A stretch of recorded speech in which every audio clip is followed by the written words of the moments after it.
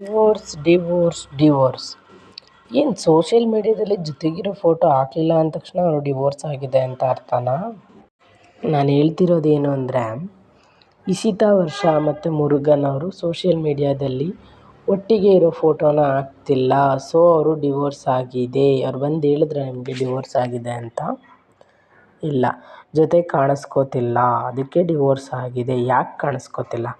ವೈಷ್ಣವಿ ಗೌಡ ಅವ್ರ ಮದುವೆಗೆ ಇಶಿತಾ ವರ್ಷ ಮತ್ತು ಮುರುಗನ್ ಇಬ್ಬರು ಒಟ್ಟಿಗೆ ಹೋಗಿದ್ದಾರೆ. ಅದು ನಿಮ್ಗೆ ಯಾರಿಗೂ ಫೋಟೋ ಕಾಣಿಸ್ತಿಲ್ವಾ, ವಿಡಿಯೋ ಕಾಣಿಸ್ತಿಲ್ವಾ?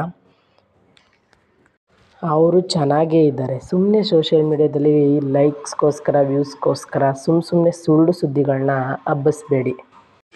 ಇವ್ರದ್ದಷ್ಟೇ ಅಲ್ಲ, ಮತ್ತು ಆರ್ ಜೆ ಪ್ರದೀಪ್ ಮತ್ತು ಶ್ವೇತಾ ಪ್ರಸಾದ್ ಅವ್ರು ಕೂಡ ಇನ್ಸ್ಟಾಗ್ರಾಮಲ್ಲಿ ಒಟ್ಟಿಗೆ ಫೋಟೋ ಹಾಕ್ತಿಲ್ಲ, ಅವ್ರದ್ದೂ ಡೈವರ್ಸ್ ಆಗಿದೆ ಅಂತ ಮಾತಾಡ್ತಾರೆ.